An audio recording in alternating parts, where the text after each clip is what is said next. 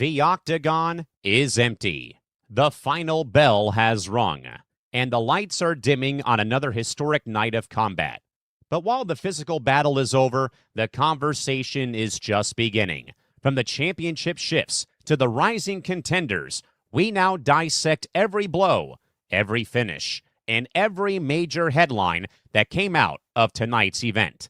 The dust has settled, but the fallout remains. Welcome to the Post-Fight Show with your host, Tom Albano.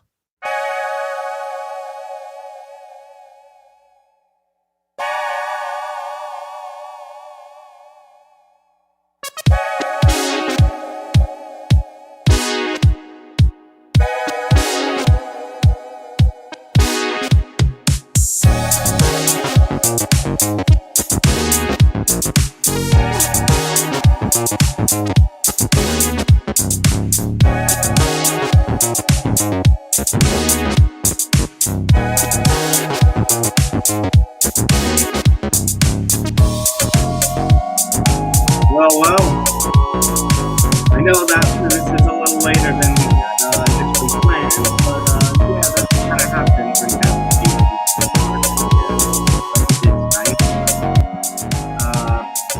anyway, welcome everybody to the UFC 328 Post-Fight Show here on the Prudential Podcast Network.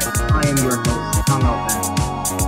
Very exciting week coming up here on the ETV Network with the debut of a couple of shows. And yeah, for those of you who are not in the loop, you're hearing the music and you're like, well, that's not the MMA Outsiders theme song. And no, it is not. It's actually the theme song of the new show that I'm going to be debuting beginning Monday night at 7 p.m. Eastern, 4 p.m. Pacific, exclusively here on the Empty Bench Network, called Fight IQ. So we'll talk a little bit more about that in just a little bit. But first, let's take care of some business out of the way. Make sure you are, well, if you're joining us on either YouTube or our X platforms, welcome. If you're watching on YouTube, then do me a favor. Just make sure you hit that like button and hit the subscribe button. So that way you get notified of everything here at the Empty the Bench Network. Remember to hit the bell so that way you get notified for everything, every video that we upload, every short, every live stream that we do. Plenty of shows with the live stream feature at this point here on the ETV Network. If you're watching us on any of our X platforms, make sure you hit the like. Make sure to repost, quote post, or quote tweet, I should say, but it's not Twitter anymore. And don't forget to go over to our YouTube page, youtube.com/ETV Network.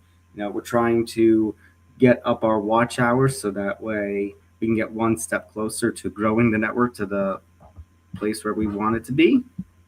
For those who don't know who I am, I'm Tom Albano. I'm the senior writer for MMA News, the lead when it comes to the event coverage there, as well as a contributor for Deadspin. And as I mentioned, Fight IQ, I will be the host for, which debuts this Monday night at 7 p.m. Eastern, 4 p.m. Pacific. All right, so there's a lot that we got to break down. Unbelievable night of action from the Prudential Center in Newark, New Jersey.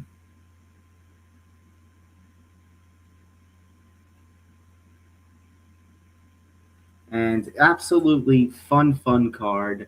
I was getting a little worried with the way the early prelims were playing out that maybe it wasn't going to be, like people thought. And you know what?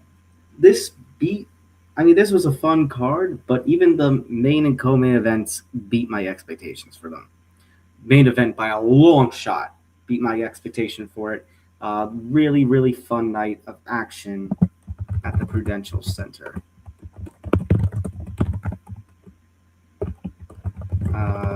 Absolutely fun night, and I know there were people who were there. I hope they enjoyed everything.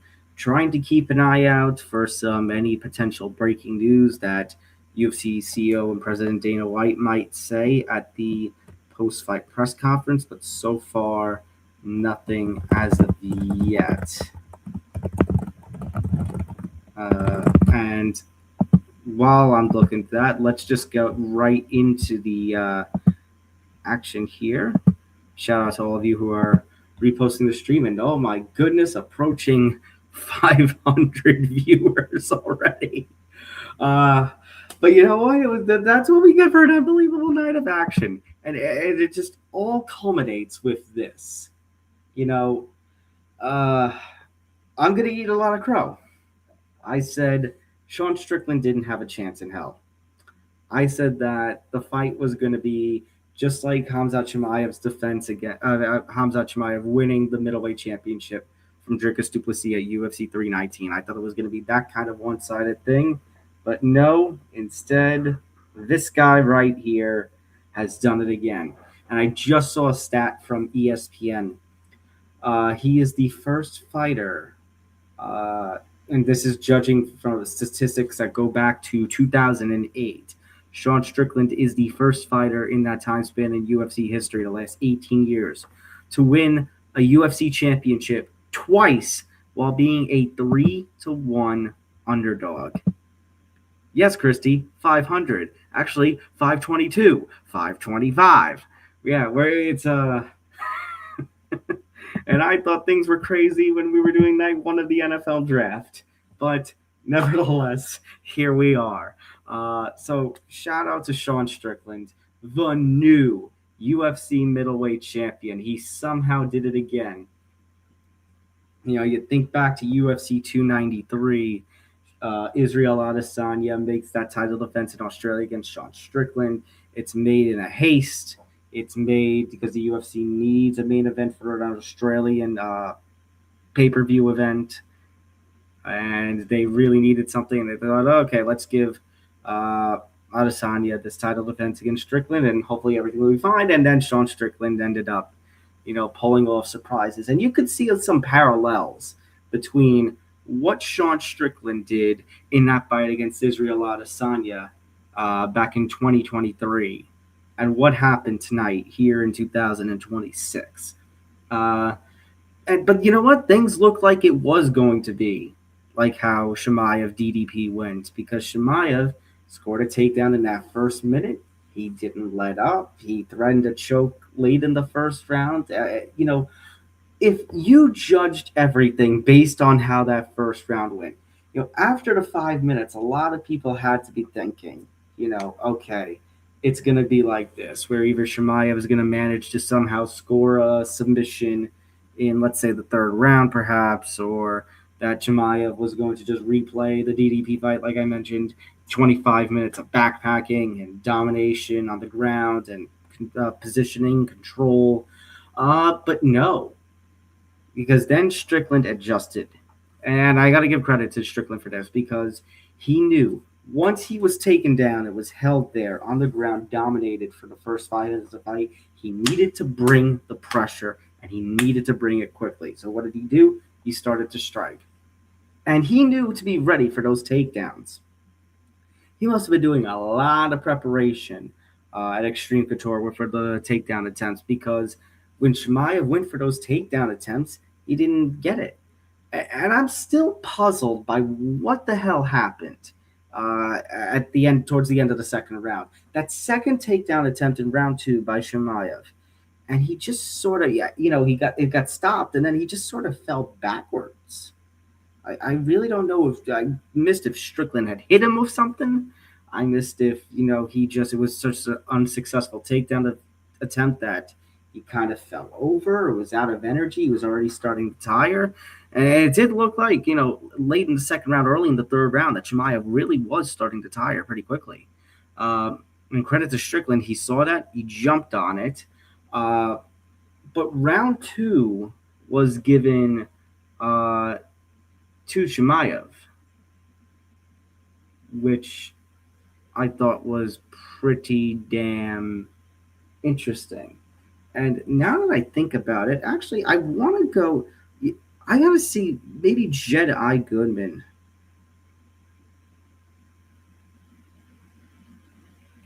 Maybe he has something, because I want to look at there was a graphic they did. It was a split decision. Which I should have put on the banner. I apologize. But I need to go back to that judges thing for just a second.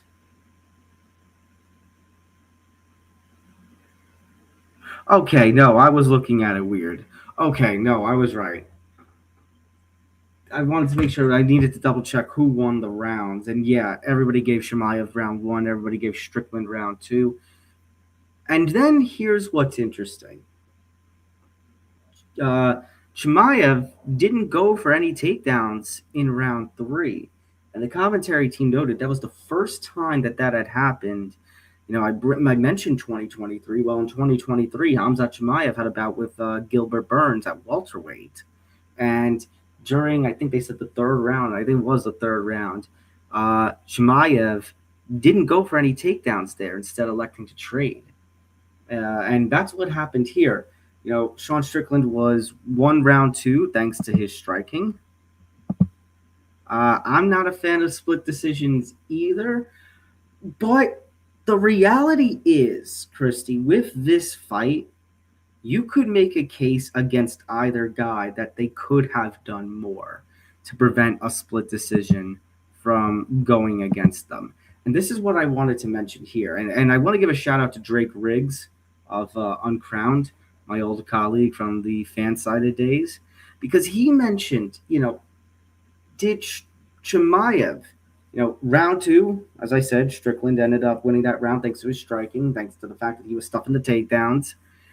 And I guess Chimaev said, all right, you want to go with the strikes? And we'll go with the strikes. Chimaev, if he ever decides he wants to strike, he'll strike. We've seen the power of Chimaev. We saw it within the first three fights of his UFC career back in 2020. Lest we forget the Gerald Meerschaert knockout. He's got power in his fist when he wants to deliver it. But his bread and butter, the last several fights, and really his bread and butter just in general, is his wrestling. And that was the other thing that kind of surprised me. Because, Chimaev, not straight from Dagestan, but you think about the kind of wrestling that Chimaev works, the kind of wrestling that is done over there in Russia. And you think about the wrestling that's done here in America.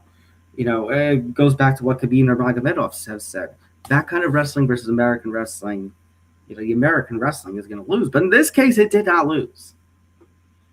But part of that is just the takedown defense of Strickland. And Strickland came into this, I believe UFC stats had it, he had something like a 71% takedown defense in his fights. And I give credit to Strickland with that, because I said, you know what? But Chimaev, who's going to be relentless and just going for takedowns again and again, because I thought this was going to be like that DDP fight where you were going to see Chimaev do that. But instead, what ends up happening is, he decides to go toe-to-toe, and he elects to stand and trade with Strickland. Chimaev, if you notice, he did trip up Strickland with a shot in the closing seconds. It was perhaps the best shot of that round, but it was just the work that Strickland was doing, just landing the jab and landing combinations over and over again. So I completely could see why Strickland won that third round. It was just based on work, and he was landing the more damaging shots, even though the most damaging shot went to Chimaev. I hope that made sense. And then the fourth round happens, and Chimaev, well, it's his credit, just like we were talking about with Strickland of trying to re-strategize. It really made it seem like Chimaev was taking off that third round. And again, you talk about decisions that cost people things. That's going to be something that's going to be talked about too. Did that decision ultimately come back to haunt him? Because rounds 1 through 4 were all unanimous on the judges' scorecards. Round 1 went to Chimaev. Rounds 2 and 3 went to Strickland. And then round 4 went to Chimaev. And it was pretty much the right decision in those four rounds. They were pretty obvious. And you saw Chimaev start to pick things back up, as I was saying. He started to go for the takedowns again, late round 4, early round 5.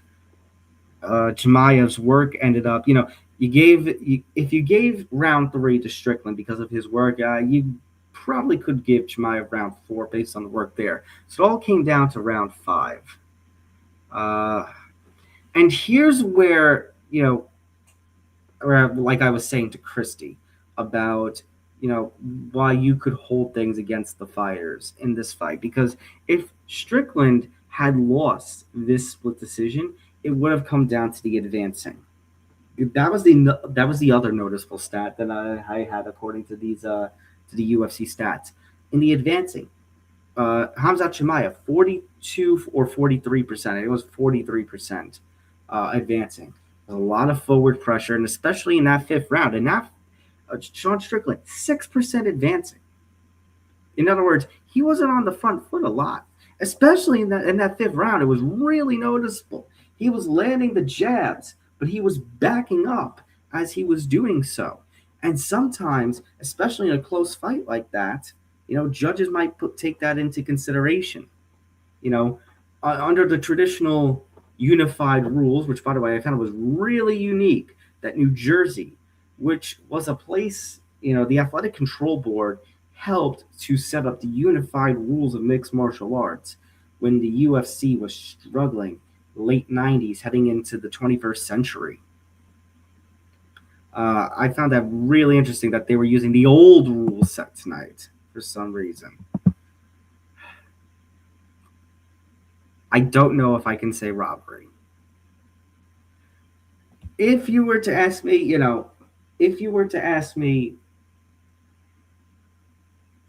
I probably would have given it to Chimaev. But to call it a robbery, I don't think so. It's a robbery in our minds. For those of us who had Chimaev winning the fight, predicted Chimaev to win the fight, we're rooting for Chimaev to win the fight, whichever one of those you fall into, you might feel the robbery kind of feeling. But again, this goes back to what I was just addressing to Christy. Both of these guys had some sort of flaw that you could say, yeah, maybe that's what cost them on the split. And in round 5, I guess 2 of the 3 judges felt that despite the fact that Strickland was backing up, he was doing more of the work.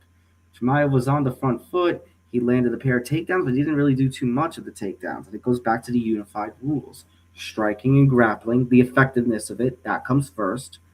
Then comes aggression, and then octagon control or cage control. And if the striking and grappling were, kind of even, then they would go to aggression.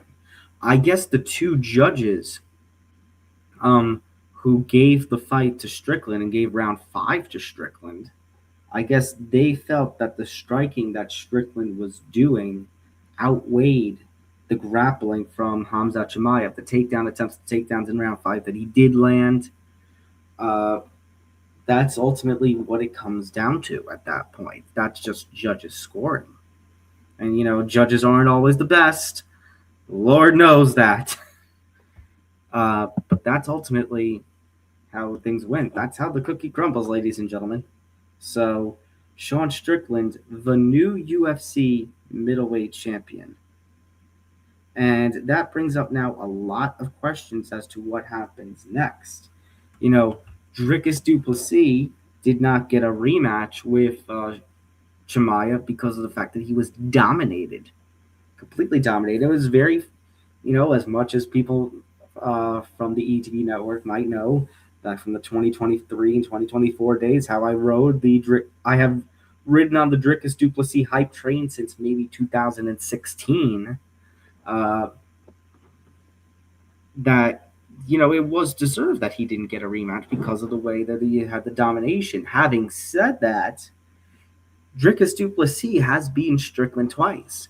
First was at UFC 297 when he won the belt from Strickland, another controversial decision.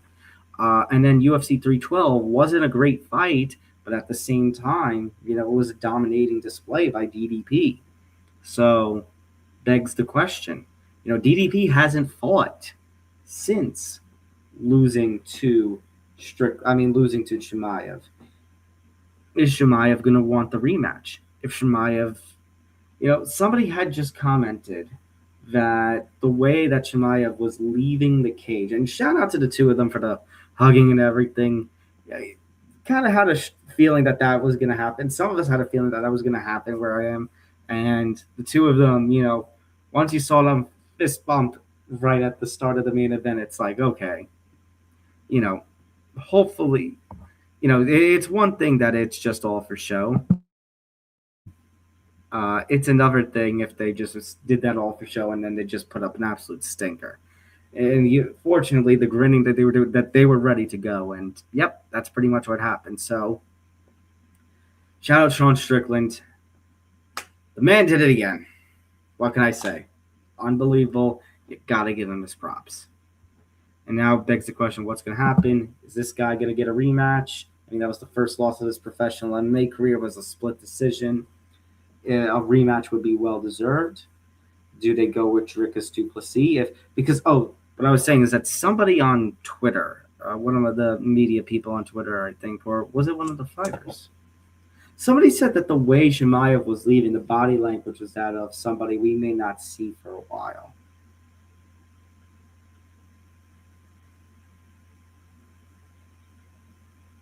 Let me see.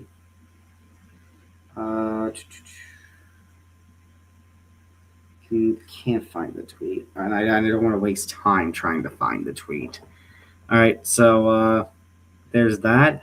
Nasruddin Imavov is sitting at number 2, and if it wasn't for the fact that they booked this fight and that Strickland beat Fluffy Hernandez in Houston in February to earn this title shot, it could have been Fluffy who was fighting tonight, or it could have been Imavov who was fighting tonight. Instead, Strickland, got the opportunity and made the most of it, just like what happened at UFC 293 down in Australia back in 2023. Co-main event also had a title fight, and Joshua Van retained the Flyweight Championship. And even though Joshua Van was the defending champion, this is actually 2 for 2 with title fights where the underdog was the winner. Tatsuro Taira probably was the favorite because, number one, of the circumstances that Joshua Van did to win the Flyweight Championship back at UFC 323. And, I've spoken about that before. Unfortunate that it ended that way against Alexander Pantoja, but the rules are the rules, and the fight is the fight. He held his arm out. He got injured. I have fallen like that and broken my arm before, like Taira did. Pantoja did. You want to call it a legitimate win or not? On the record books, it is. I didn't write the rules, but them's the rules. So that's why Joshua Van is the champion. But you know what? Joshua Van also had an excellent 2025. I've talked about it before. Think back to how he won in March of 2025. Then he knocked out Bruno Silva at UFC 316, did that quick turnaround against Brandon Royval. UFC 317 had an absolute banger of a fight where he won on the decision and then won the title the way that he did. But you know what? It continued. It continued in this fight, and credit to Joshua Van, he ended up getting the finish. All right, because you think about what happens round 1, Taira goes for the pressuring, he gets the takedown, goes for the guillotine attempt, and then Van gets out of it. Van is smartened up to it let me try that again. Van smartened up to it with the grappling, starting in the second round. He avoids the grappling, and this is where he starts to get his hand going. Taira did eventually get a takedown in round 2, but Van was the one who was doing work throughout that second round. And then in the third round, things really got going. And this is part of where the controversy comes when it comes to the finish, when it actually does happen in round 5. Because in round 3, it was an absolute battering.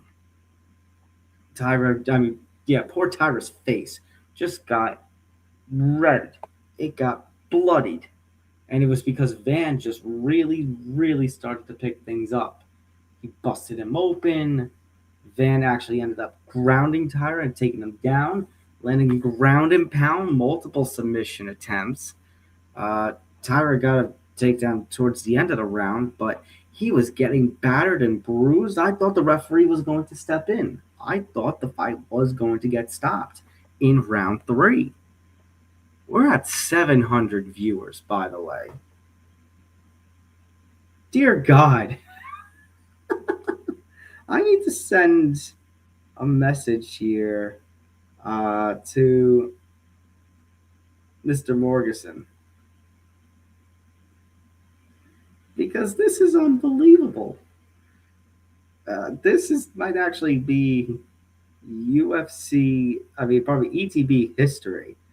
I forget how many people were watching with the NFL draft, but it was absolutely incredible when that happened. So this is probably one of the most watched streams in ETB history. Shout out to all 700 of you. And I'm just talking about the co-main event right now. There's some other headlines that we got to talk about from this card, some opinions I have to say. And yeah, so a lot to break down here. Where was I on this? So yeah, I thought round 3 the fight was going to be stopped. And if it did get stopped when Van was putting on that beating, I would not have been mad. You saw Taira then all of a sudden start to take control again in round 4. He lands the takedown, and almost like what I just mentioned about round 1 in the Chimaev Strickland fight. We actually got to see the grappler. We got to see the guy who was doing the grappling, in this case, Taira, controlling the round. Taira threatened a triangle armbar at some point. He was doing the work on the ground. It was very plausible that it was 2-2 entering the final round. But having said that, the 10-8 could have been in play. I know I just mentioned that New Jersey was using the old unified rule set, which, by the way, I've said this before, back in the days where Zan and I were hosting the MMA Outsiders on this network. I'll say it again. How the hell can you call it the unified rules if you have different rules in effect depending on the state you're in? Can somebody explain that to me? Anyone? Hello?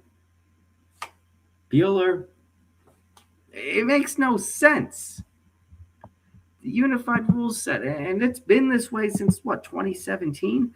Started to finally see people get their crap together. And then all of a sudden, here's New Jersey saying, no, we're actually going to use the old rules from before all those changes that were made in 2017. Like, you're talking, performance awards are in, because I have the post show up on the TV screen by me. Jim Miller, Yaroslav Amosov win performance bonuses. Van Taira, fight that's currently on the screen right now, wins fight of the night. And you know what? Well deserved. Joshua Van versus Tatsuro Taira was indeed the fight of the night. It was fantastic. But let me play the sound effect I want to play, because the fact that New Jersey was using rules from even before the 2017 changes from the ABC. It makes sense to me. Seriously, make it make sense to me. And there was a bit of minor controversy, you could say, because an illegal knee was thrown and landed during the round. Now, it ended up not playing much in the results. So that's why I say teeny weeny bit controversy. But Taira had one hand on the ground. In the old unified rules, all you needed was one hand on the ground to be considered a downed opponent. Now it is 2 hands on the ground in order to be considered a ground opponent. It's 2 hands on the ground or a body part that is not the soles of the feet or the palms of the hands, if I remember correctly. Van just then landed some combinations in round 5. Taira went down. The ref quickly stepped in. And that's the big conversation, is how quick the referee stepped in. And I think it just goes to, I can't be mad at the people who are mad at that, because, like I said, round 3, he was getting battered, but the referee didn't step in on that one. But having said that, I think if you let that round play out a little longer, round 5 meaning, with how quick the referee stepped in there, If the ref let the fight go a little longer, I still think Van would have continued to batter him. I think Taira got saved from a little more of a whooping than he would have. Would you have liked if you were Van? I mean, if you were Taira, would you have liked to have seen that final round? Probably, to at least say you went the distance with the champion. But I don't think we could be too mad at that. It's fantastic for Van, and it legitimizes him even more. It was fantastic, the performance he put on. The fight itself was incredible. Like I said, it just got named Fight of the Night. It's fantastic. Both of these guys are going to walk away with $100,000 each. Well deserved. Hopefully for Taira, that helps with the sting of, getting stopped. He was protesting the finish, but I don't think it was that bad of a finish, really. Alexander Volkov. A little back and forth action with Waldo Cortes-Acosta. I don't think this was the most entertaining fight. I'll say that right now. It wasn't. But it was a pretty important fight because WCA, Waldo really surged in 2025. I think he went 5-1, had those crazy knockouts of Ante Delia and is it Shamil? I think it's Shamil. I believe then he ended up fighting Derek Lewis and winning. Waldo Cortes-Acosta has just been on an absolute tear. So it makes sense, given the status of the heavyweight scene and the fact that next month you're going to have Alex Pereira fight Cyril Gane for the interim championship. And we're still trying to figure out what the hell's going on with Tom Aspinall, who appears to be back in training. So, he's probably going to get the winner of Gane Pereira next.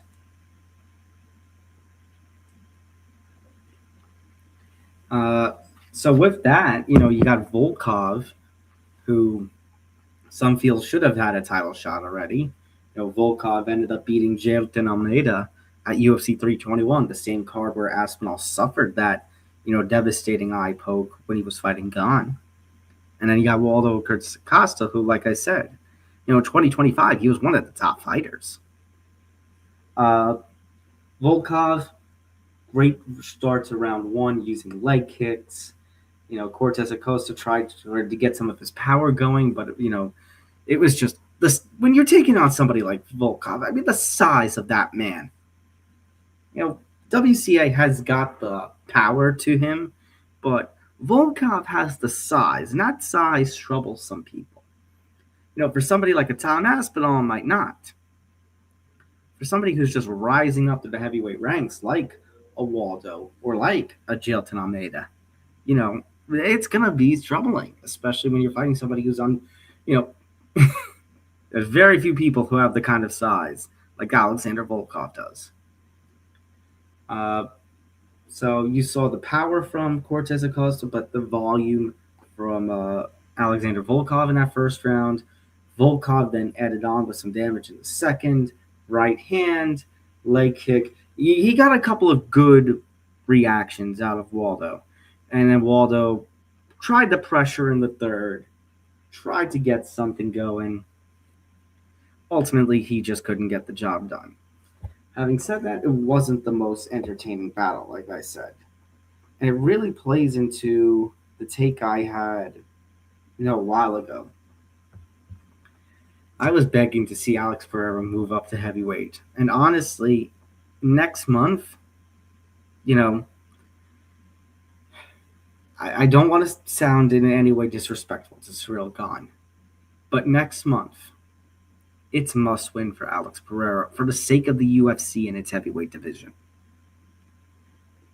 People who are, again, tonight wasn't as bad as some other heavyweight fights have been, but some people are still clamoring, heavyweight needs new talent.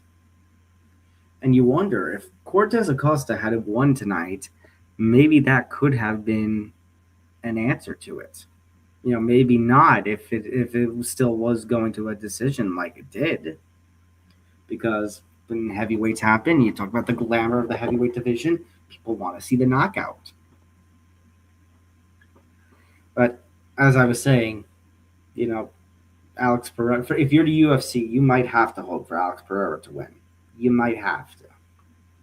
Because you consider what Alex Pereira did, because then you set up matches like Alex Pereira versus Tom Aspinall, Alex Pereira versus Alexander Volkov, Alex Pereira versus Waldo Cortes-Acosta, and maybe, just maybe,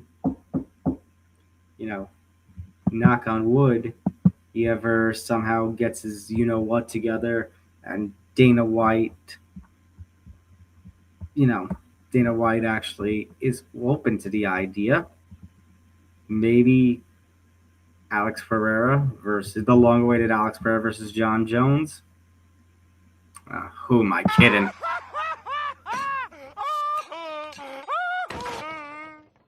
Who am I kidding? We're not seeing John Jones again anytime soon, aren't we? All right. Next one on the main card. Sean Brady versus Joaquin Buckley. And I said one of two things were going to happen. I was talking with people at my workplace, and I said one of two things are going to happen.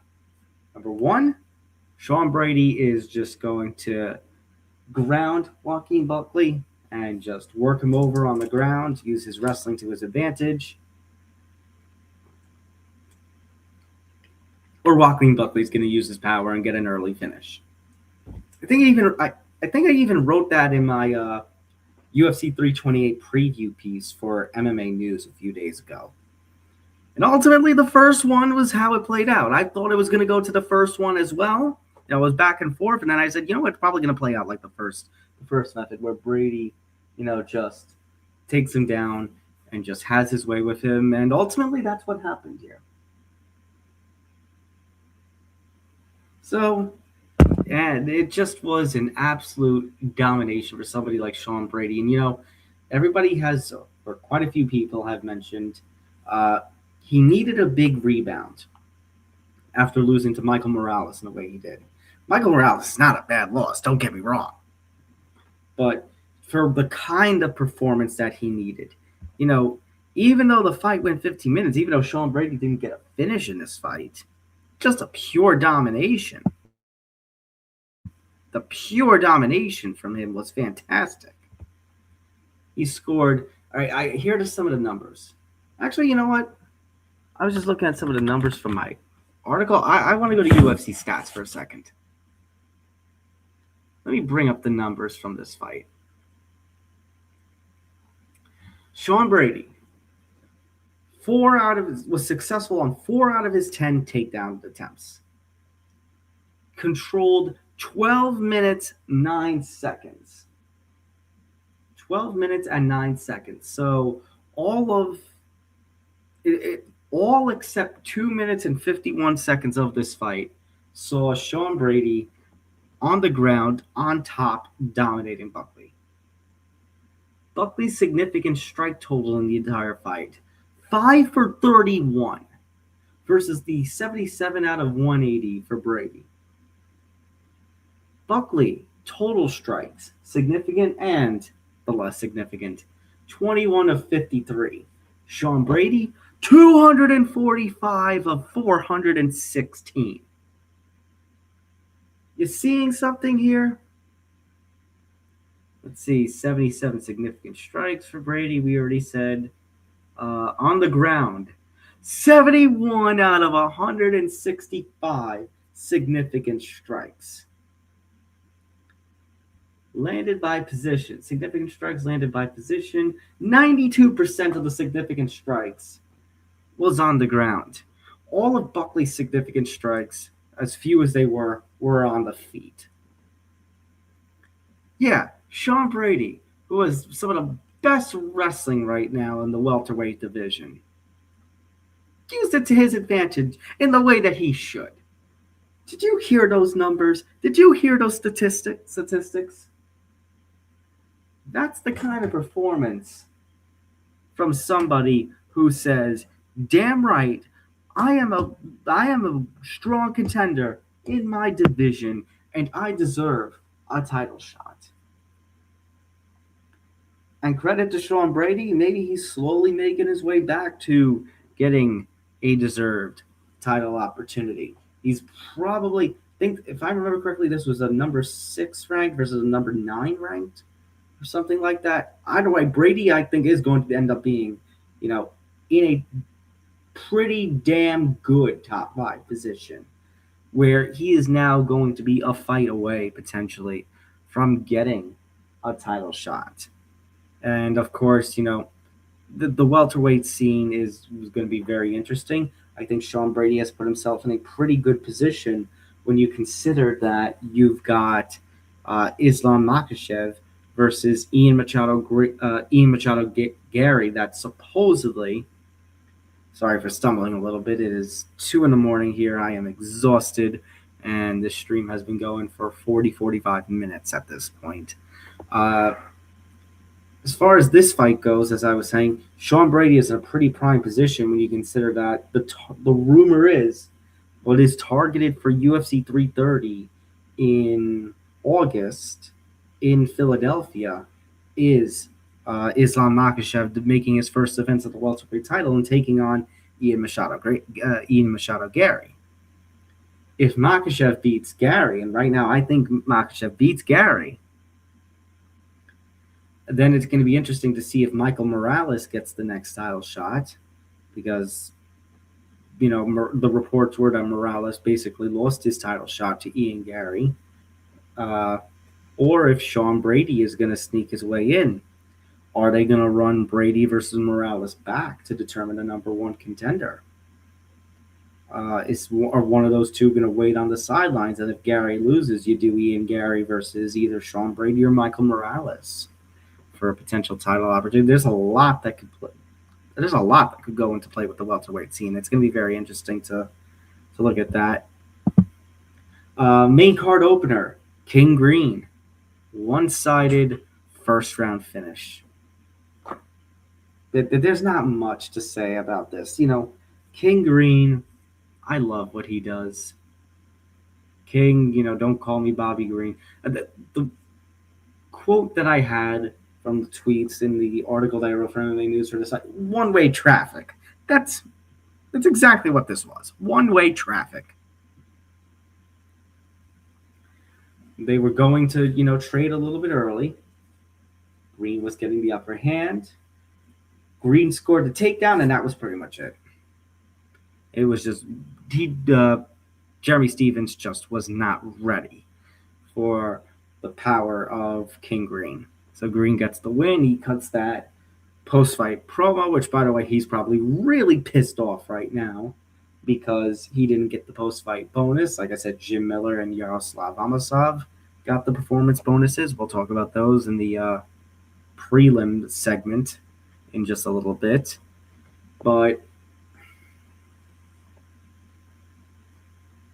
I hate to say this because last year I was so happy with the way he performed in the octagon against Mason Jones. I don't think I want to see Jeremy Stephens fight in anything other than a bare knuckle ring. I really don't. Jeremy Stephens, I don't think has won. I think he's won one MMA fight since 2018.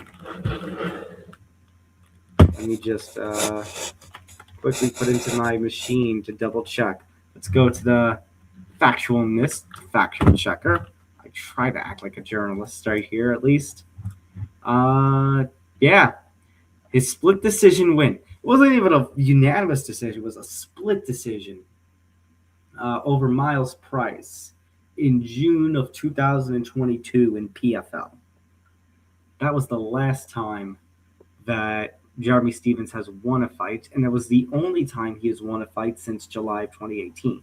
2018, he gets that awesome knockout of Josh Emmett. I remember watching that fight. That was awesome. Then he gets booked against Jose Aldo in Calgary and ends up getting finished in the first round there.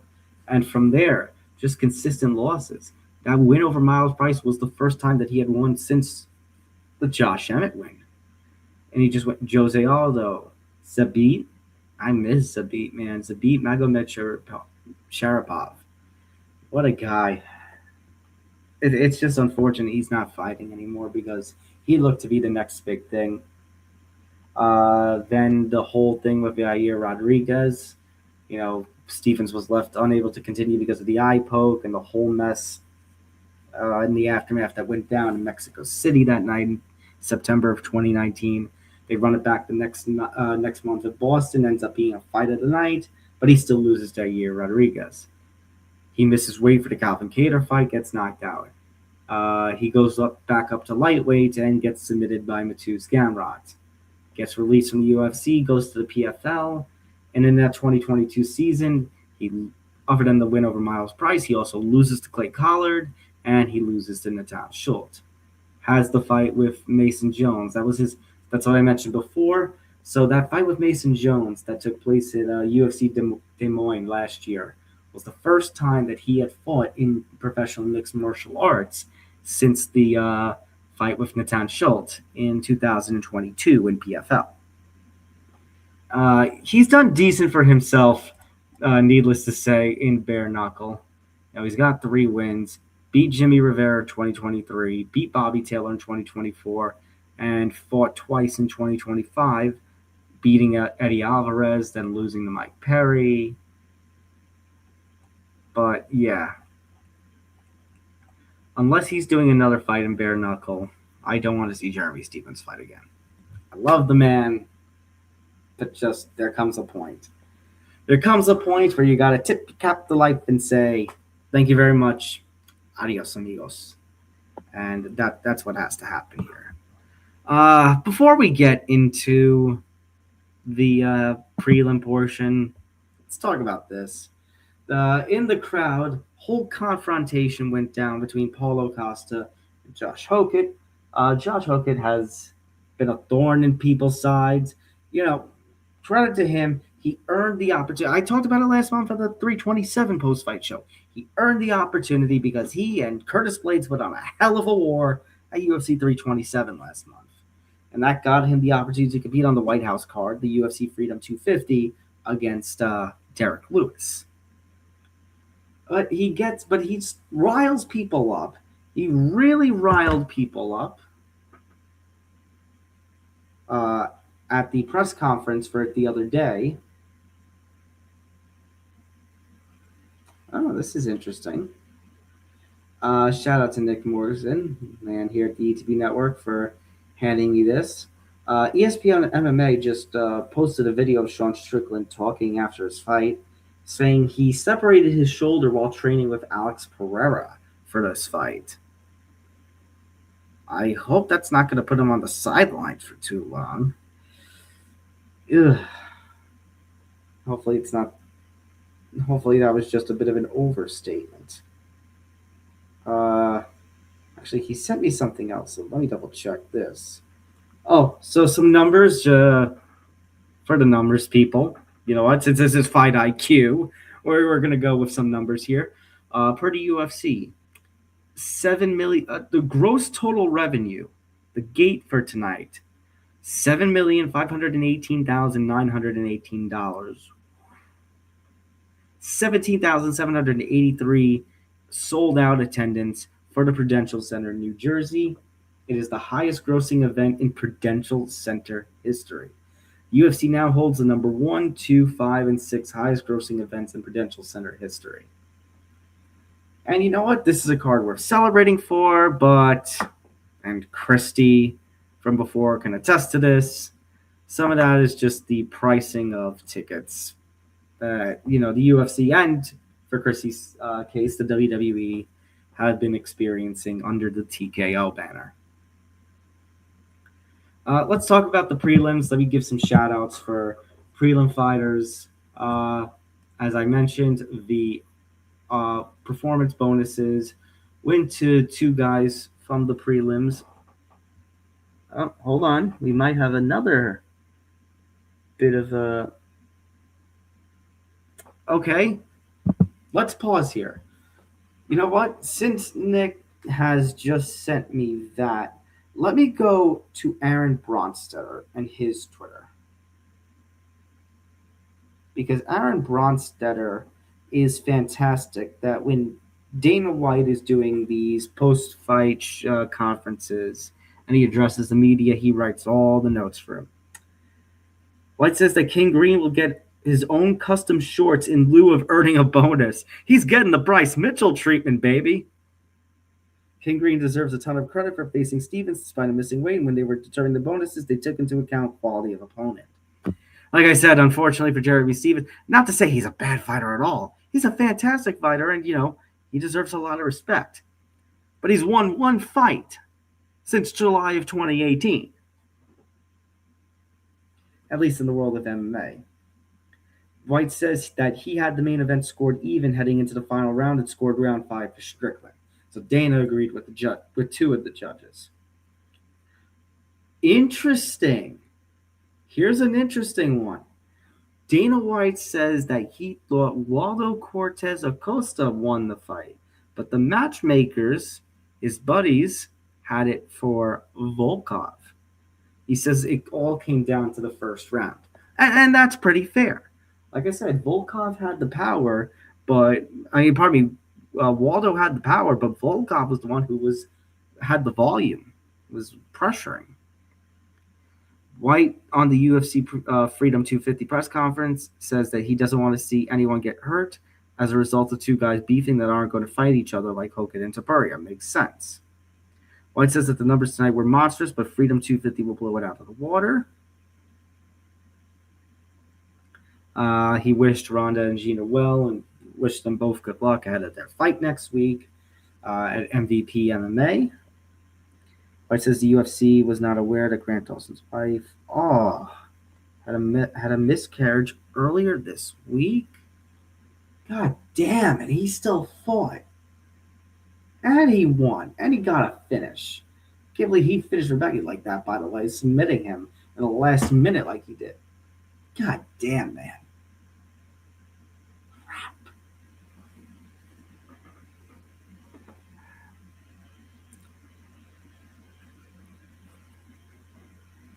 Per Dana White, there is no deal done with Conor. He is still confident McGregor is going to fight this year, more confident than he was last year, but a deal is not yet done. So that begs the question. Freedom 250 obviously is going to take up a lot of the attention right now. But UFC International Fight Week 329 on July 11th, that's still 2 months away. And it's only 1 month away by the time the Freedom 250 card happens. We're 2 months away. We're about 8 or so weeks out from this card. No main event yet announced. Something's going on there. And because, like I mentioned, UFC 330 in Philadelphia in August has a targeted main event, granted not official, but targeted, that can only scream that they're trying to do something big for International Fight Week, as they should. And, I'm Mr. Nick knows this, and Zan knows this. Everyone at the network who knows my MMA knows this. With me and the Conor McGregor return, I'll believe it when I see it. I'll believe it when he's got an opponent announced and a press conference doesn't get canceled, et cetera, et cetera. Having said that, realistically, if there is a time for Conor McGregor to make a long-awaited 5-year, a long-awaited return after 5 years away from the octagon, considering the timing and the circumstances right now with the scheduling matchmaking, 329, July 11th, International Fight Week, seems to make the most sense here. Let me go back to Aaron Bronstetter's notes. And this is what Nick was texting me, by the way, Dana White after the fight. Chimaev says he wants to move up to light heavyweight. Ooh. And, we've talked about how heavyweight is kind of lacking and needs new talent. Light heavyweight, especially if Alex Pereira is moving up permanently to heavyweight, I'm not against that. In the words of Dana White, I'm not against that. I'm a little curious how Chimaev's going to look competing in a weight class 20 pounds heavier, because, Chimaev early in his UFC career, before settling on the middleweight division, was going back and forth between 170 pounds welterweight and 185 pounds middleweight. So him moving up to light heavyweight, which is 205 pounds, can he handle the power of the guys in that weight class, Carlos Solberg, a Yuri Prohaska, even like a Dom Reyes or something like that. Like there are some interesting options, but I'm wondering what that's gonna look like. Just think about some of these fights, like with Olberg and Ankalaev and Prohaska, Blachowicz, Roundtree Jr., Hill, Costa. What matches like those could happen? That's going to be really, really interesting. If Dana really is allowing this, I'm curious how this is going to play out.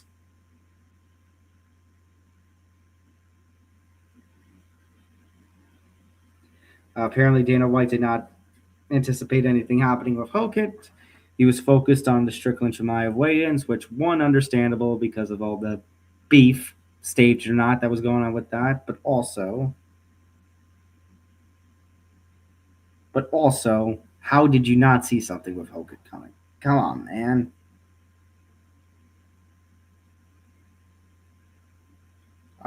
White says tonight was the last fight on Jim Miller's contract, and he just signed a five-fight extension. Well, Jim Miller, yeah, he's 42, but he also says that he wants to be on UFC 400, so he's the only fighter in UFC history who fights on UFC 100, 200, 300, and 400. I hope he gets the opportunity for it. Long shot as it is, and I'm worried about him going on a long losing streak, a la Jeremy Stevens, but you just never know, I guess. White says that Arman Tsarukyan is definitely a lightweight title contender. He will, and reaffirms he will be the backup for UFC Freedom 250. If either Topuria or Gaethje fall out, then Arman Tsarukyan will take their spot in a title fight main event for the White House card. Let's see.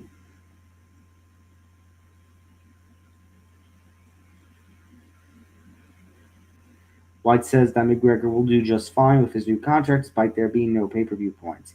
He says they have developed a formula to compensate fighters based on what their points would have been. Okay.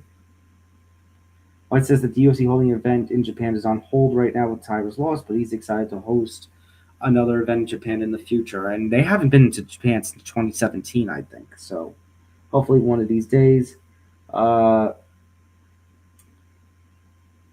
From Nick Morgeson in our Slack chat.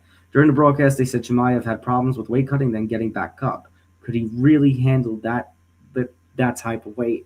See, it's not so much about the weight cut that's the problem. The concern I have is the power.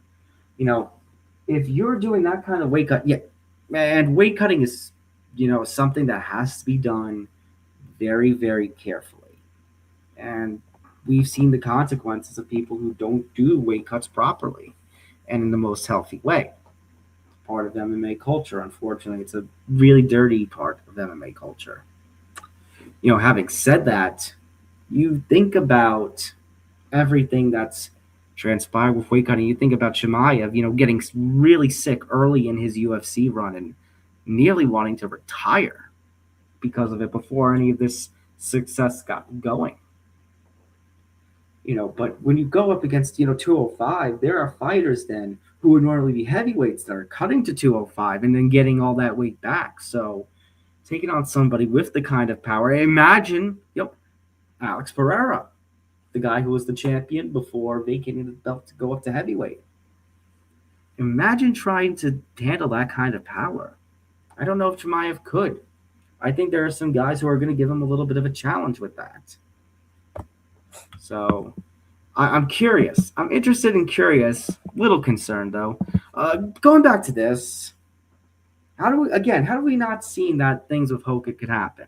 Acosta already was teasing that something was going to go down tonight in the crowd. So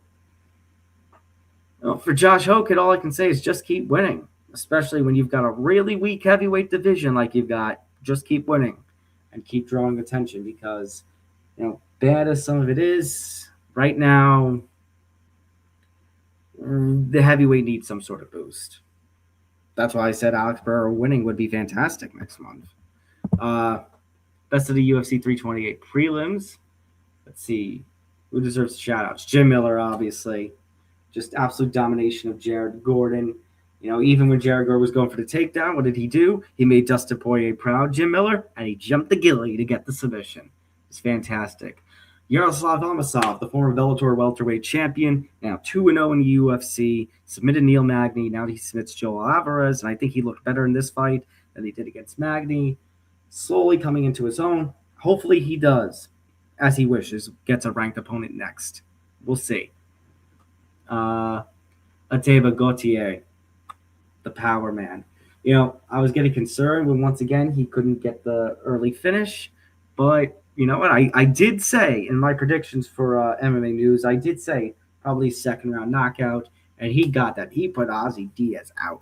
Those legs were not under him anymore. So shout out to those three. Those are your stars of the prelims. New UFC Hall of Fame inductees for this year. You got Tom Grabasi, who was a longtime contributor, former editorial director of UFC.com, wrote several books wrote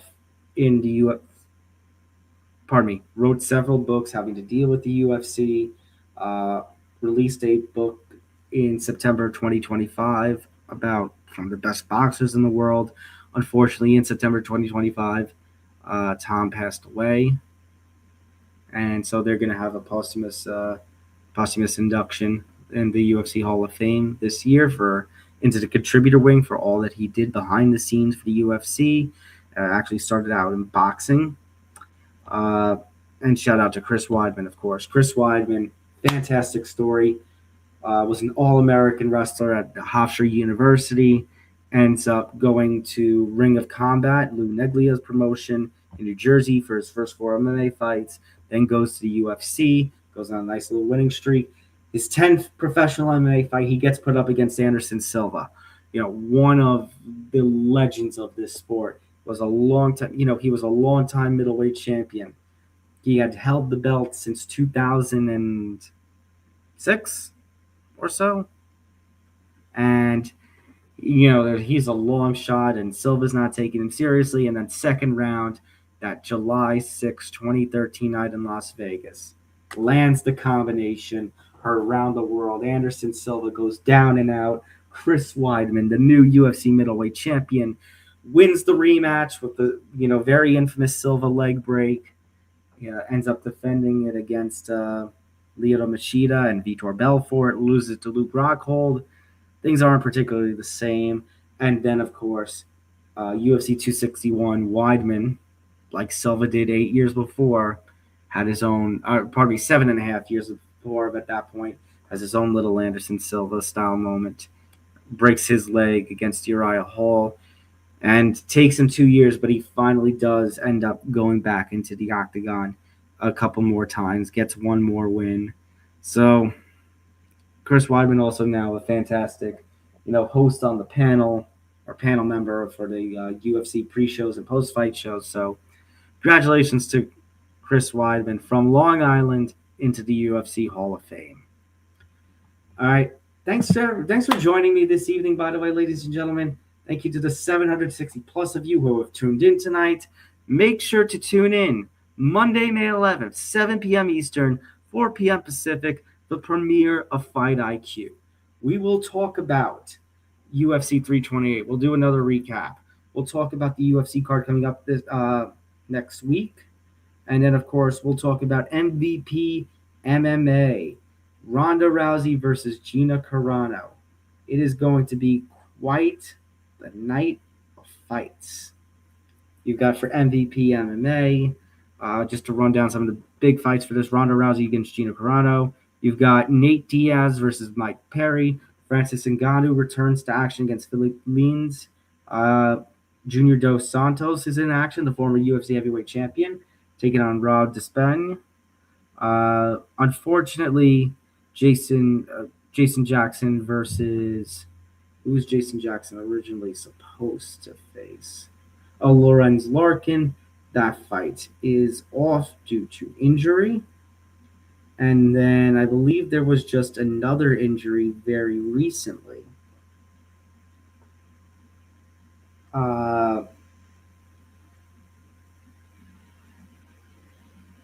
Everything is Lorenz Larkin. I feel like there was another injury that had just happened. Maybe they'll come back to me. Let me go back to the lineup here. Oh, so in place for Jason Jackson's opponent, it's now Jeff Creighton. And then, Muhammad Makayev. We were going to have Muhammad Makayev taking on Adriano Moraes. That would have been fantastic, but instead, Moraes will now take on 11-0 Fumi Nakuda, who is the top-ranked fighter on Tapology in terms of a flyweight in Northeastern America, in New York, actually. Interesting. So, should be an interesting night of fights with that. And then, of course, the UFC White House card is coming up in June. We are starting to count down to that. Ilya Tafuria, Justin Gaethje for the undisputed lightweight championship.